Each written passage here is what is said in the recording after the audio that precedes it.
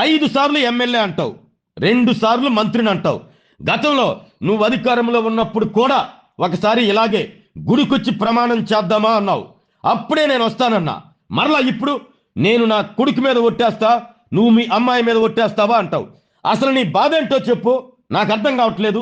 కూటమిలో ఉన్నావు, నువ్వు ఒంగోలులో ఉండు, మేము తప్పు చేస్తే అడుగు. అంతేగాని ఉదయం 9 గంటలకు వస్తావు, మధ్యాహ్నం 3 గంటలకు వెళ్తావు. నా దగ్గర అన్నీ ఉన్నాయి అంటావు. నీ దగ్గర ఏమున్నాయో చెప్పు. ఏమన్నా అంటే మెప్మా అంటావు. నువ్వు కూడా కూటమిలో ఉన్నావు, నువ్వేం చేస్తున్నావు? సంబంధాలు లేకుండా నోటికొచ్చినట్టు ఏదో ఒకటి మాట్లాడతావు. రా ఫేస్ టు ఫేస్ కూర్చుందాం అంటే రావు. నాకుండేది ఒక్కడే కొడుకు అంటావు. నీ అహంకారంతో ఎన్ని చేసావో తెలుసు. నీ సిసింద్రి గంజాయి బ్యాచ్తో చేసినవి తెలుసు. దొంగ మాటలు చెప్పింది ఎవరు, నువ్వా నేనా? చెప్పు బాలినీని అంటూ ఒంగోలు ఎమ్మెల్యే దామచల జనార్దన్ రావు మాజీ మంత్రి బాలినీని గట్టిగా హెచ్చరించారు.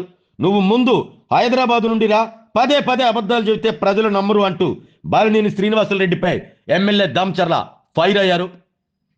5 సార్లు ఎమ్మెల్యే, 2 సార్లు మంత్రి అనే వ్యక్తులు 5 సార్లు గెలిచి 2 సార్లు మంత్రులు అయిపోయి చేసాను, ఇంత చేసాము అంత అనుకునే వాళ్ళు ఎవరన్నా ఒట్లేస్తారా పిల్లలపైన? ఒట్లు వేయటాలు, లేకపోతే గుడికి వెళ్దామంటాలు, ఇవన్నీ చిల్లర చేష్టలాగా ఉన్నాయి. ఉతికమంటే నేను ఏం చెప్పాను మొన్న, ఆయన మాట్లాడిన దాని మీద మేము క్లారిటీగా ఇచ్చాను.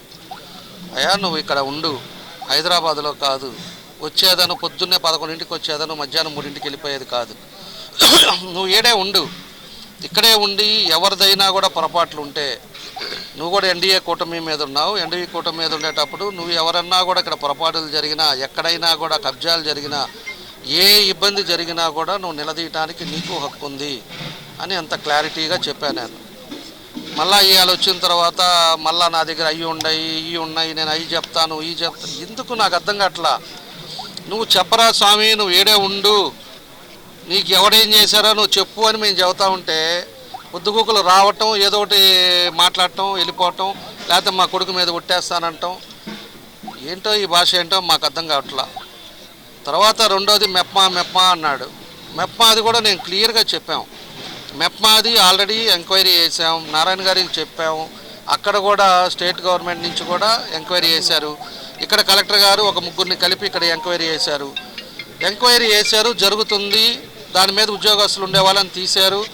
తర్వాత బ్యాంక్ వాళ్ళు ఎవరున్నారు, లేకపోతే 19 నుంచి చేసిన ఎవరెవరు ఉన్నారో వాళ్ళందరూ చేస్తారని చెప్పేసి కూడా క్లియర్గా కూడా నేను మొన్న కూడా చెప్పా.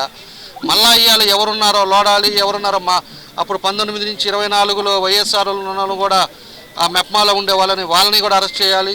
ఇవాళ నీ గవర్నమెంట్ ఉంది, నువ్వు ఎమ్మెల్యేగా ఉన్నావు, నువ్వు ఎందుకు చేయలేకపోతున్నావు అంటే ఏంటి నాకు అర్థం కాల. నువ్వు ఎన్డీఏ గవర్నమెంట్లో నువ్వు ఉన్నావు, నీకు ఆ మాత్రం రైట్స్ లేదా? నువ్వు పోయి కలెక్టర్ గారి దగ్గర కూర్చొని స్పెషల్గా ఒకటి ఎంక్వైరీ చేయించు. ఎవడు కాదన్నాడు దీనికి? ఎవడన్నా మా పక్క ఎవరైనా తిరిగే వాళ్ళు ఏదైనా పొరపాటు ఉంటే కూడా తప్పకుండా దాని మీద యాక్షన్ తీసుకో, తప్పులేదు దాంట్లో.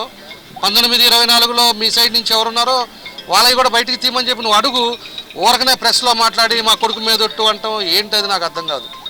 నువ్వు పోయి కలెక్టర్ గారి దగ్గర ఎందుకు మాట్లాడలేవు? లేకపోతే అక్కడికి వెళ్ళేసి స్టేట్ గవర్నమెంట్లోకి వెళ్ళి సీఎం గారితో కూడా మాట్లాడి వేయించు, స్పెషల్ ఎంక్వైరీ వేయించు. నారాయణ గారిని కలువు. నువ్వు కూటమిలో ఉన్నావు కదా, 5 సార్లు 2 సార్లు కదా. 5 సార్లు అనేవాడివి నువ్వు ఇంకేం మాట్లాడతారో నాకు అర్థం కాదు. కాబట్టి మెప్మాది మేము క్లియర్గా 2-3 సార్లు చెప్పాం. మన ముఖ్యమంత్రి గారు మీటింగ్ జరిగేటప్పుడు కూడా కలెక్టర్ గారిని అడిగా, ఏమండి ఏమైంది ఎంక్వైరీ ఏం జరుగుతుందని చెప్పేసి కూడా అడిగిన తర్వాత మేము ఆల్రెడీ ఎంక్వైరీ జరుగుతూ ఉందండి అని చెప్పేసి ఆయన చెప్పాడు. నువ్వు పోయేసి కావాలంటే వచ్చి సర్రని పోవటం కాదు, నువ్వు వచ్చి ఆయనతో కూర్చొని మాట్లాడు, తప్పులేదు. ఫోన్ చేసి మాట్లాడేది ఏంది? ఫోన్ చేసి మాట్లాడాను, లేకపోతే అక్కడి నుంచి ఉత్తరం పంపించాము, ఇవి కాదు. నీకు చిత్తశుద్ధి ఉంటే నువ్వు నిజంగా ఏదో దాని మీద ఏదో ఆతృతగా ఏం జరిగిపోయిందో తెలుసుకోవాలన్నప్పుడు నువ్వు పోయి కూర్చొని మాట్లాడేసి దాన్ని ఎంక్వైరీ ఫాస్ట్గా వేయించి ఎవరున్నారో పేర్లు నువ్వు కూడా ఇవాళ మేము ఎమ్మెల్యే అవ్వచ్చు, కానీ నువ్వు కూడా కూటమిలో ఉన్నావు, మీ పార్టీ కూడా కూటమిలో ఉంది, నువ్వు కూడా ఉన్నావు కాబట్టి ఒక బాధ్యులుగా ఉన్నావు కాబట్టి నువ్వు కూడా అడుగు. మేము కూడా రమ్మంటే మేము కూడా వస్తాం, మేము కూడా ఉంటాం, కలెక్టర్ గారిని అడుగుదాం, ఎప్పటికల్లా తెలుస్తామని చెప్పేసి కలెక్టర్ గారిని అడుగుతాం. ఆ తర్వాత ఇంకా ఏం మాట్లాడాడు? మా ప్రభుత్వం వచ్చిన తర్వాత ఎక్కడ కబ్జాలు జరగలా, ఎక్కడన్నా కంప్లైంట్ వచ్చిందా ఒక్కటి చెప్పండి. ఇంతమంది మీడియా ఉన్నారు, మీడియా ద్వారా ప్రజలను కూడా అడుగుతా ఉన్నా. ఎక్కడన్నా కూడా ఒకడు వచ్చి ఆకుపై చేసి ఏమైనా ఇబ్బందులు జరిగిందేమో అని అడుగుతున్నా. దాన్ని ఎవరో వచ్చి ల్యాండ్ వాళ్ళు వచ్చేసి రాత్రిపూట చేశారు అని చెప్పేసి అంటే ల్యాండ్ వాళ్ళదంట. అది వీళ్ళు కావాలని ఉన్నారని చెప్పేసి వాళ్ళకి అది ఎంఆర్ఓ ఇచ్చాడు, వాళ్ళు డాక్యుమెంట్స్ చూశారు, అన్నీ చేశారు. అలాంటిది వాళ్ళు వచ్చారు ఆక్యుపై చేసుకున్నారేమో, దానికి రాజకీయానికి ఏం సంబంధం? అలాంటిది ఏదన్నా కూడా కబ్జాలు జరిగి లేకపోతే ఉన్నోళ్ళు తీసేసిన వాళ్ళ దగ్గర ఏమైనా ఎవిడెన్స్ ఉన్నాయా, వాళ్ళ దగ్గర ఏమైనా పట్టాలు ఉన్నాయా, వాళ్ళ దగ్గర కాగితాలు లేకుండా మీలాగా మీ కొడుకు మాదిరి పోయి రాత్రిపూట ఆ బ్రాహ్మణులది రాత్రిపూట మీ బామ్మ అతను వియంకుడు పోయి భాస్కర్ రెడ్డి పోయేసి నైట్ నోట వేసుకున్నట్టు అక్కడ ఏమైనా జరిగిందా? వాళ్ళ దగ్గర కాగితాలు లేకుండా పోయి ఆక్యుపై చేశారా? అన్నీ చెప్పు. ఆ రోజు ఉండే పరిస్థితుల్లో మీరు చేసింది అది, నీకు రైట్స్ లేదు, నువ్వు ఓనరు కాదు. ఓనర్ ఎవరో ఒంగోలు సుబ్బారావు అయితే మీ వాళ్ళు పోయేసి రాత్రిపూట కట్టి లైట్లు వేసి చేసింది మీరు. ఈడకు వచ్చిన తర్వాత వాళ్ళెవరో సైట్ ఓనర్స్ అయిపోయి వాళ్ళ కాగితాలు పెట్టుకొని వాళ్ళు పోయి వాళ్ళని గదిలిచ్చారు. దానికేనో రాజకీయాలకేం సంబంధం, దానికి ఎమ్మెల్యేకేం సంబంధం, దానికి ఇక్కడ ఉండే పార్టీ వాళ్ళకేం సంబంధం? సంబంధాలు లేకుండా లేకపోతే మా వాళ్ళు పార్టీ వాళ్ళు ఎవరైనా పోయేసి నువ్వు చెప్పినట్టు అసలు కాగితాలే లేకుండా ఆ విధంగా చేస్తే తప్పు చేసినట్టే. నువ్వేమైనా మాట్లాడు, మేము దానికి వింటాం. అంతేగాని ఎక్కడా కూడా ఒక్క పని జరగకుండా, ఎక్కడా ఒక ఇబ్బంది లేకుండా పీస్ఫుల్ అట్మాస్ఫియర్ జరుగుతూ ఉంటే నువ్వు మళ్ళా ఇవాళ అదేమైంది వాళ్ళని లేపలేదా, నా దగ్గర అయ్యి ఉన్నాయి ఎన్ని ఉన్నా కూడా నువ్వు చెప్పు. రా, ఫేస్ టు ఫేస్ కూర్చుందామని మొన్న కూడా చెప్పా. నీకు ఏదన్నా ఉన్నప్పుడు డౌట్ ఉంటే అడుగు, ఎక్కడన్నా జరిగితే పొరపాటు జరిగితే చెప్పు, దాని ప్రకారంగా నేను చెప్తాను. చెప్పిందే వచ్చి ఏదో ఒకటి మాట్లాడేదాను, మా కొడుకు మీద ఒట్టు, నాకుండేది ఒక కొడుకు. అందరికీ ఉంటారు పిల్లలు, అందరికీ పిల్లలు ఉన్నారు.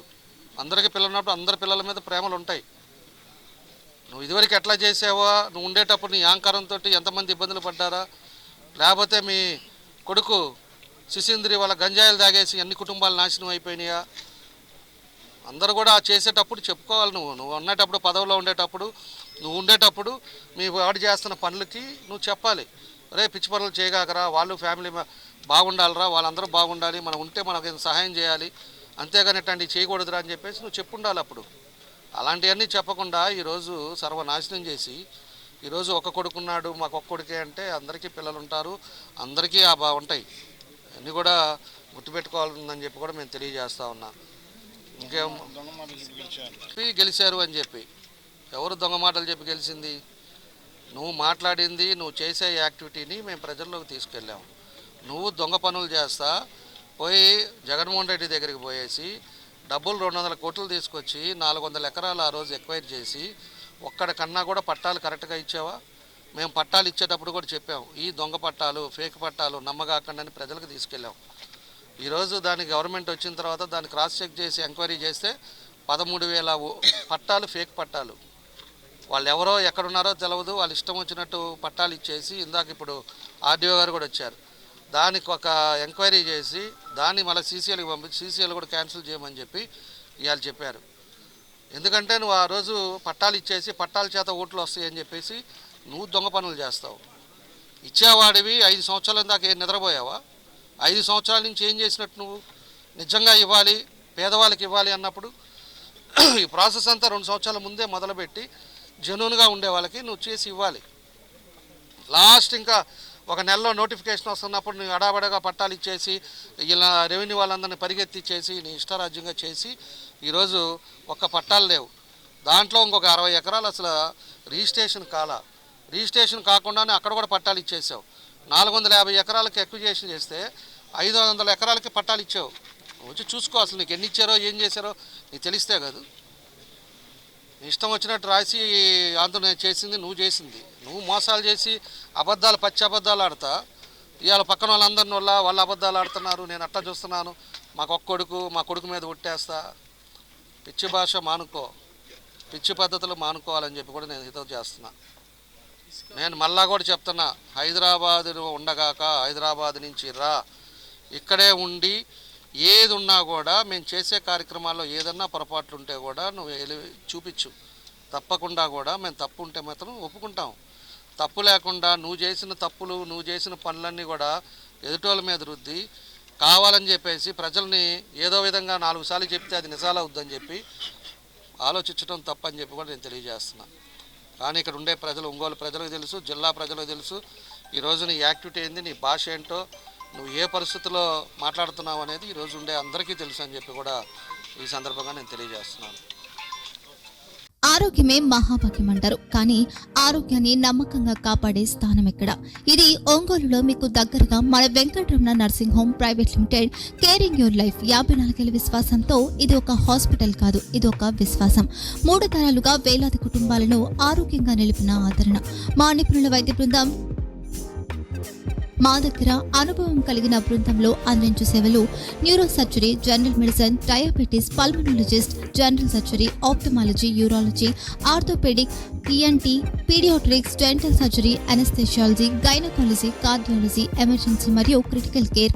ఒంగోలులో ఆరోగ్యానికి ఒక కొత్త శకం ప్రారంభమవుతుంది. వెంకటరమణ ఐ హాస్పిటల్ ప్రారంభించబడింది.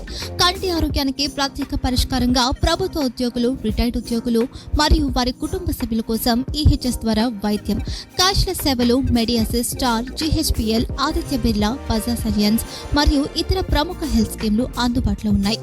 ఆరోగ్యశ్రీ, డాక్టర్ ఎన్టీఆర్ వైద్య సేవా నిధి అందుబాటులో ఉన్నాయి. చిరునామా ఆర్టీసీ బస్టాండ్ ఎదురుగా, కర్నూలు రోడ్, ఒంగోలు.